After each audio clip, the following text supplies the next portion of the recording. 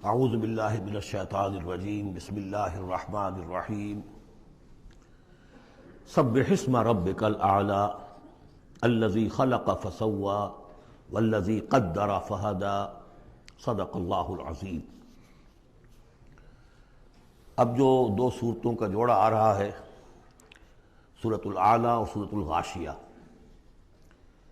ان دونوں کے بارے میں یہ بات تو آپ میں سے بہت سے حضرات کے علم میں ہوگی کہ نبی اکرم صلی اللہ علیہ وسلم کا یہ معمول تھا کہ جمعہ اور عیدین کی نمازوں میں آپ ان صورتوں کی قرأت فرماتے تھے، پہلی رکعت میں سورۃ الاعلی، دوسری رکعت میں سورۃ الغاشیہ۔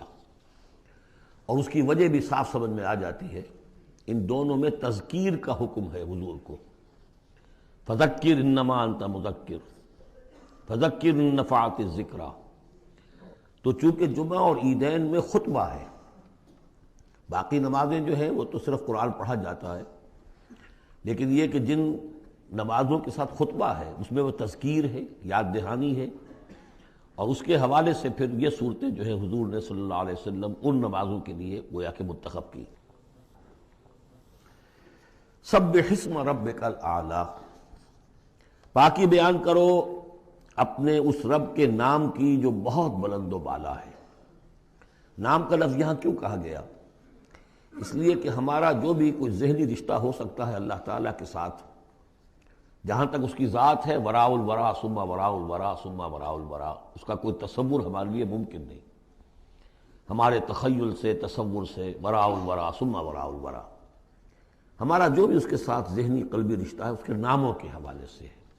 وَلِلَّهِ الْأَسْمَاءُ الْحُسْنَىٰ فَادْعُوهُ بِهَا، لہذا تسبیح بھی ہوگی اللہ کی، تحمید بھی ہوگی تو اللہ کے ان اسماء کے حوالے سے۔ الذی خلق فسوی والذی قدر فہدی، یہ چار الفاظ جو ہے بہت قابل توجہ ہیں۔ جیسے کہ اس سے پہلے ہم پڑھ چکے ہیں کہ تین الفاظ میں تخلیق کے عمل کو اللہ تعالیٰ نے واضح کیا تقسیم کرتے ہوئے، هو اللہ الخالق البارئ المصور۔ ایک شے کا پہلے ایک ذہن میں نقشہ بنتا ہے، پھر اس کا بالفعل اس کو پھر باہر جو ہے اس کا وجود آتا ہے، پھر اس کے فنشنگ ٹچز ہوتے ہیں، پھر تصویر ہے اس کی۔ الخالق الباری المصور، یہ سورہ حشر کے آخر میں جو اسماء کا گلدستہ ہے سب سے بڑا قرآن حکیم میں، اس میں آخر میں یہی تین ہیں۔ یہاں چار الفاظ ہیں، خلق فسوا۔ اس کو ہم یوں سمجھ سکتے ہیں کہ ایک ہے کسی چیز کا جو اصل حیولہ ہے وہ تیار کر دیا جائے، جس کی سادہ ترین مثال یہ ہے کہ بلڈنگ ہے، اس کا سٹرکچر کھڑا ہو گیا، اب اس کے بعد تسویہ ہے، اس کی چھان پھٹک کر کے اور اس کے سنوارنا ہے، اس کو، اس کے اندر ڈیکوریشن ہے، اس کے اندر مختلف جو ہے خوبصورتی کی چیزیں پیدا کرنی ہے، یہ تسویہ ہے۔ تو تخلیق ڈھانچہ کھڑا ہو جانا، اور تسویہ پھر اس کے اندر تمام چیزوں کو بہتر سے بہتر انداز میں فنشنگ ٹچز دینا۔ والذی قدر فہدی، اب ہر شے کی جو کہ ان دو مراحل سے گزر چکی ہے، تخلیق اور تسویہ کے دو مراحل سے، اب اس کے لیے ایک اندازہ مقرر کیا جاتا ہے، اس کی کیا کیپیبلٹیز ہیں، اس کی کیا پوٹینشیلٹیز ہیں، یا یوں کہیے اس کی کیا لیمیٹیشنز ہیں۔ اب ایک انسان ہے، اشرف المخلوقات ہے، لیکن اس کی یہ لیمیٹیشن ہے کہ وہ اڑ نہیں سکتا۔ پرندہ ہے، چھوٹی سی چڑیا اڑتی پھرتی ہے۔ تو ہر ایک نوع کی لیمٹس ہیں، ہر ایک نوع کے لیے اللہ تعالیٰ نے اس کی ایک تقدیر، اس کا ایک اندازہ جو ہے مقرر کر دیا ہے۔ پھر انواع کی تقدیر مقرر، انسانوں کی بھی تقدیر ہے، وہ جو میں بتا چکا ہوں، شاکلہ جو بنتا ہے، وہ جو بھی جینز آئے ہیں وہ تو اس کے گویا کہ گیون ہیں اس کے لیے، کسی کو ذہانت والے ملے ہیں، کسی کے اندر جسمانی قوت والے زیادہ ہیں، کسی میں کوئی اور وصف ہے، تو یہ بھی اس کے لیے گیون ہے، اور اس سے اس کا شاکلہ تیار ہو جاتا ہے، اس کی شخصیت کا ایک سانچہ بنتا ہے۔ اب ظاہر بات ہے کہ اس کے اندر جو بھی اب وہ محنت کرے گا اس کے اندر اندر کرے گا، اس سانچے سے باہر نہیں نکل سکتا۔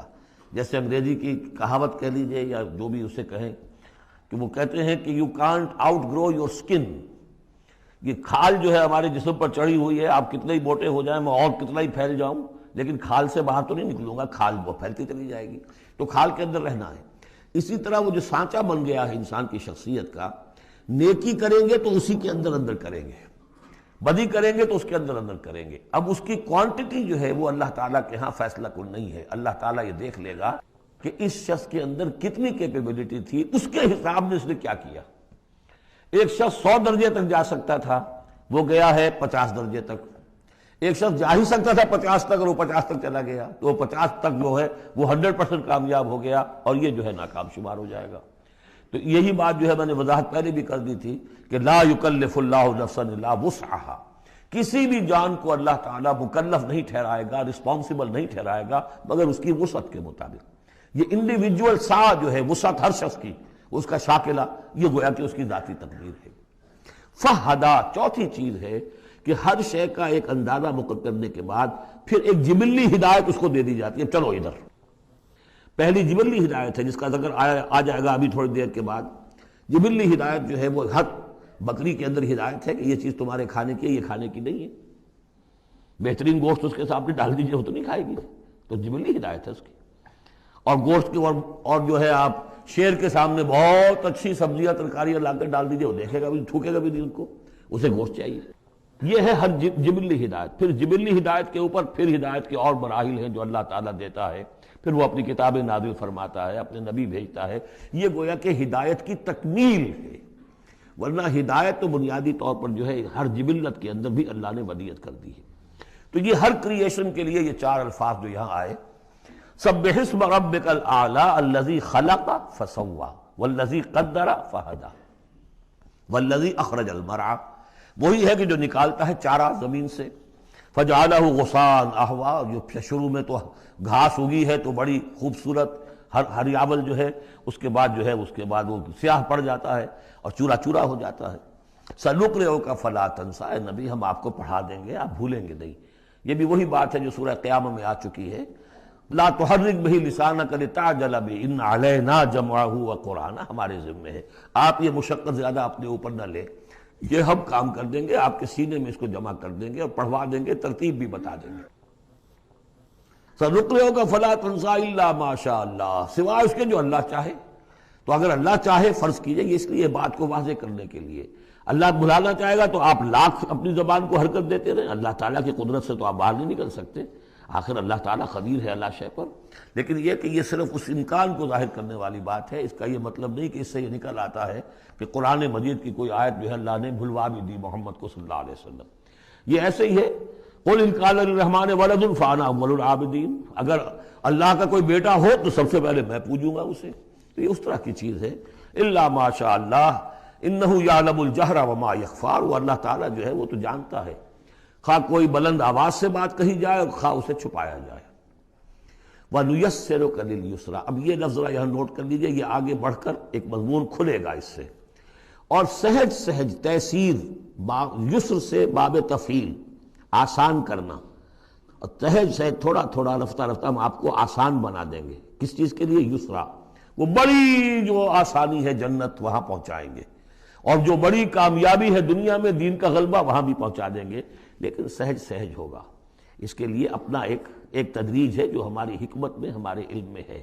ویسے ہم چاہیں آنے واحد میں کر دیں، دین کا غلبہ ہو جائے، کوئی رہے نہ دشمن، آنے واحد میں تمام انسان جو ہے اور تمام جنات کو ابو بکر جیسا بنا دیں، ہم بنا سکتے ہیں۔ لیکن یہ کہ ہماری جو حکمت تخلیق ہے اس میں یہی ہوگا، تیسیر، آہستہ آہستہ، اور یہ فلسفہ آگے چل کر بہت کھلے گا۔ وَنُيَسِّرُكَ لِلْيُسْرَىٰ فَذَكِّرْ إِن نَّفَعَتِ الذِّكْرَىٰ، آپ تو یاد دہانی کراتے رہیے اگر فائدہ دے سمجھانا۔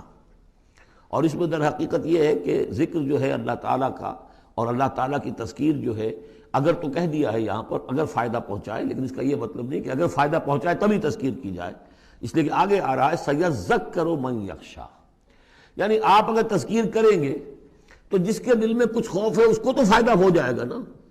آپ تذکیر فرما رہے ہیں، نئی وحی آ گئی ہے، اسے آپ نے پڑھ کر سنایا ہے، وہ جن کو پرواہ نہیں ہے ان کو تو فائدہ نہیں ہوگا، لیکن آپ کے اہل ایمان ساتھیوں کے علم میں اضافہ ہوگا، ان کے اندر اور جو ہے ایمان جو ہے بڑھے گا۔ سَيَذَّكَّرُ مَن يَخْشَىٰ وَيَتَجَنَّبُهَا الْأَشْقَىٰ، البتہ جو شقی ہے، بدبخت ہے، وہ اس سے اپنا پہلو کترا جائے گا، وہ پہلو موڑ لے گا۔ الذی یصلی النار الکبریٰ، جس کا انجام پھر یہ ہونا ہے کہ وہ بڑی آگ میں جھونکا جائے گا، داخل ہوگا بڑی آگ میں۔ ثم لا یموت فیہا ولا یحییٰ، پھر نہ اس میں وہ مرے گا اور نہ زندہ رہے گا، نہ زندوں میں نہ مردوں میں۔ لا تبقی ولا تذر، سورہ مدثر میں جو آیت آئی تھی ثم لا يموت فیہا ولا یحیا، پھر نہ اس میں اس کو موت آئے گی، نہ وہ زندوں میں ہوگا نہ مردوں میں۔ قد افلح من تزکا، یقیناً کامیاب ہو گیا وہ، یہ مضمون بھی آگے اب پھیلے گا اور بڑھے گا، ترقی کرے گا۔ قد افلح من تزکا، بے شک کامیاب ہوا وہ کہ جس نے تزکیہ حاصل کر لیا، اپنے آپ کو پاک کر لیا۔ یعنی انسانی روح جو ہے وہ اس جسم میں جب قید کی گئی ہے، بنایا گیا بہت بلند، لقد خلقنا الانسان فی احسن تقویم، پھر ڈالا ہے اس میں، اس حیوانی جسد کے اندر، ثم رددناہ اسفل سافلین۔ اب یہ کہ یہاں سے وہ چڑھائی چڑھنی پڑے گی، یہاں سے اوپر اٹھنا ہوگا، آپ کو محنت کرنی ہوگی، ہر انسان کو تزکیہ کرنا ہوگا، فلاح حاصل کرنے کے لیے کچھ اپنے جذبات کو کنٹرول کرنا ہوگا، کچھ اپنی شہوات کو دبانا ہوگا، اپنے نفس کا ضبط نفس کا سامان کرنا ہوگا، کچھ اپنی روح کی تقویت کا سامان کرنا ہوگا، جیسے کہ یہ دو طرفہ پروگرام رمضان کا ہے کہ دن میں روزہ رکھو اور اس حیوانی وجود ہے اسے ذرا کمزور کرو، تھوڑا سا مزمحل کرو، تاکہ اس کا دباؤ جو ہے اس روح ربانی کے اوپر، اس بدن میں کچھ کمی آئے۔ رات کو کھڑے ہو جاؤ اور اس روح کے اندر آبیاری، اس کے اوپر قرآن کے انوار کی بارش کرو، اس سے یہ کہ یہ روح تازہ ہوگی، زندہ ہوگی، اپنے رب کی طرف متوجہ ہوگی۔ یہ ہے عمل تزکیہ۔ قد افلح من تزکا وذکر اسم ربہ فصلی، اور اس نے دیا نام، اپنے رب کے نام کا ذکر کیا اور پھر نماز پڑھی۔ تو اس میں یہ کہ یہی شکل ہو چکی ہے جمعے کے اندر۔ پہلے جو ہے تذکیر کے لیے خطبہ ہوتا ہے، خطبہ جو تذکیر کے لیے ہے۔ چنانچہ جو حدیث ہے مسلم شریف میں، حضور کا معمول کیا تھا جمعے کے لیے؟ کان للنبی صلی اللہ علیہ وسلم خطبتان یجلس بینہما یقرأ آیات القرآن ویذکر الناس۔ حضور کے دو خطبے ہوتے تھے، اس کے درمیان آپ بیٹھتے بھی تھے تھوڑی دیر کے لیے، حالانکہ خطبے آپ کے ہوتے تھے بہت ہی مختصر، کوئی تھکان کی وجہ سے نہیں آپ بیٹھتے تھے۔ میرے نزدیک یہ کہ جو 2 رکعتیں ہیں ظہر کی، اس کے قائم مقام ہے یہ 2 خطبے۔ ظہر کی 4 رکعتیں ہیں فرض، اور جمعے کی رہ گئی 2، تو 2 رکعتوں کے قائم مقام یہ 2 خطبے ہیں۔ اس کو ظاہر کرنے کے لیے حضور وقفہ ڈال کر اور ان کو 2 خطبے بناتے تھے۔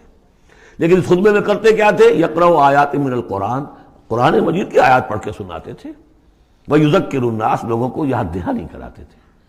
اور اس میں معاملہ کیا تھا؟ از دل خیزت بر دل ریزت، زبان کا حجاب تھا ہی نہیں، حضور کی زبان عربی اور جو سننے والے بیٹھے ان کی زبان عربی، تو لمبے چوڑی بات کی ضرورت بھی نہیں تھی، ہمیں تو معنی بتانے پڑتے ہیں، اس کا مفہوم بتانا پڑتا ہے، تب ترجمہ کرنا پڑے گا، کوئی نحوی اشکال ہو بتانا ہوگا، انہیں کوئی ضرورت نہیں تھی۔ مختصر ترین خطبہ ہوتا تھا اور اس میں تذکیر، یاد دہانی۔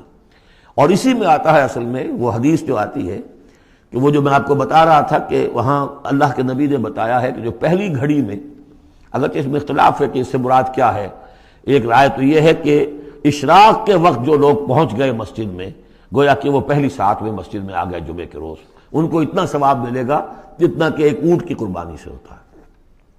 جو دوسری ساعت میں آئیں گے انہیں اتنا ثواب ملے گا جتنا ایک گائے کی قربانی کا، تیسری ساعت میں آئیں گے ان کو اتنا ثواب ملے گا جتنا ایک بکری یا میڑھا جو ہے اللہ کی راہ میں قربان کیا، چوتھی ساعت میں آئیں گے ان کے لیے ایسا ہے کہ ایک جو مرغی ہے وہ اللہ کی راہ میں صدقہ کر دی، اور جو 5ویں میں آئیں گے وہ ایسے جیسے کہ ایک انڈا اللہ کی راہ میں خیرات کر دیا۔ اس کے بعد جو آتا ہے تو جو فرشتے بیٹھے ہوتے ہیں مسجدوں کے دروازوں پر اور ان کے رجسٹر ہوتے ہیں، ان میں حاضری کا اندراج کرتے ہیں وہ۔ اس کے بعد جب امام کا خطاب شروع ہو جاتا ہے، لیکن وہاں خطبہ ہوتا تھا، خطاب نہیں، ہمارے ہاں تو پھر 2 چیزیں ہو گئی، ایک اردو کی تقریر پھر ایک خطبہ۔ جب امام کا خطبہ شروع ہو جاتا ہے تو اس کے بعد فرشتے اپنے رجسٹر بند کرتے ہیں، یستمعون الذکر، وہ بھی اس ذکر کو سننے میں مصروف ہو جاتے ہیں، یعنی اب جو آنے والے ہیں ان کا اندراج نہیں ہوتا۔ اب اس میں جو تعویل کی علماء نے، اور علماء میں سے شاہ ولی اللہ دہلوی کی بھی تعویل ہے یہ کہ ایک تو یہ کہ اس سے مراد یہ ہماری ساعتیں نہیں ہیں بلکہ کچھ خفی ساعتیں ہیں یہ، اگرچہ مجھے اختلاف ہے ان کی رائے سے۔ البتہ دوسری بات انہوں نے جو کہی ہے کہ اس میں جو اندراج نہیں ہوتا وہ اس معنی میں کہ فضیلت اب نہیں رہی، فضیلت گئی، فرض کی ادائیگی تو ہو جائے گی، چاہے خطبے کے دوران بھی آپ پہنچ گئے ہیں تب بھی جمعے کی فرض کی ادائیگی تو ہو جائے گی، لیکن فضیلت کا معاملہ دفتر فضیلت ہے جو فرشتے بند کرتے ہیں، اب آپ کا اندراج نہیں ہوگا جب امام نے خطبہ شروع کر دیا۔ تو وہ ہے کہ ذکر اسم ربہ، پہلے خطبے میں اللہ کا نام لیا، ذکر کیا، پھر نماز پڑھی۔ یہ ترتیب گویا کہ جمعے کے اندر ہو رہی ہے۔ بل توسرون الحیات الدنیا، تمہارا اصل مرض کیا ہے؟ تم دنیا کی زندگی کو ترجیح دیتے ہو. اللہ اللہ خیر صلی اللہ. میں نے یہی کہا تھا نا کہ بما قدم واخر، کسے آگے رکھا کسے پیچھے رکھا، سارا فیصلہ تو اس میں ہے. مقدم آخرت ہے اور دین ہے یا دنیا ہے. یا تو آپ نے مقدم بنا دیا آخرت کو تو جتنی دنیا مل جائے اللہ کا فضل ہے، اللہ کی طرف سے دین ہے، بونس ہے. لیکن اگر آپ نے مقدم بنا دیا دنیا کو تو پھر آپ گئے. بس یہ ہے سارا کانٹے کی بات جو ہے. تو اس حوالے سے بل تؤثرون الحیات الدنیا کلا بل تحبون العاجلہ وتذرون الآخرہ. تمہارا اصل مرض یہ ہے، تم اس عاجلہ سے محبت کرتے ہو، اس کا نفع بھی نقد نقصان بھی نقد، تکلیف بھی فوراً محسوس ہو گئی اور راحت بھی فوراً محسوس ہو گئی، اور آخرت کا نفع نقصان بھی قرض ہے، ادھار ہے، اس کی تکلیف اس وقت محسوس نہیں ہو رہی. انگارے بھر رہے ہیں اپنے پیٹ کے اندر، لیکن وہ انگارے اس وقت پیٹ کو جلا نہیں رہے ہیں. وہ انگارے ظاہر ہو جائیں گے قیامت کے اندر، وہ جلائیں گے اس وقت، لیکن انگارے بھر اس وقت رہے ہو. جو فرمایا کہ جو یتیموں کا مال ہڑپ کرتے ہیں ناحق طور پر، ما یاکلون فی بطونہم الا نار، وہ آگ بھر رہے ہیں اپنے پیٹوں کے اندر، لیکن اس وقت وہ آگ ٹھنڈی ہے، شوگر کوٹڈ ہے، اوپر اس کے انسولیشن ہے، وہ آپ کے معدے کو جلاتی نہیں جا کر، لیکن وہی ہے تو آگ. بہرحال تم ترجیح دیتے ہو دنیا کو، والآخرۃ خیر وابقیٰ، جبکہ آخرت بہتر بھی ہے اور باقی رہنے والی ہے. ان ھذا لفی الصحف الاولی، یہی بات تھی پرانے صحیفوں میں. اصل میں یوں سمجھیے کہ جو کانٹے کی بات ہے وہ یہ ہے، جو اصل شے ہے ہدایت اور ضلالت کی جو بات ہے، راز وہ یہ ہے کس کو مقدم کس کو مؤخر، دنیا یا آخرت. صحف ابراہیم و موسیٰ، صحف اولا یعنی ابراہیم کے صحیفے اور موسیٰ کے صحیفے، ان کا ذکر پہلے بھی آیا ہے. تو موسیٰ کے صحیفے ہمیں معلوم ہے، ابراہیم کے نہیں. جیسا کہ میں نے عرض کیا، میری ایک رائے ہے کہ جو ہندوؤں کے ہے اپنشد، وہ میرے نزدیک صحف ابراہیمی کی بگڑی ہوئی بدلی ہوئی شکل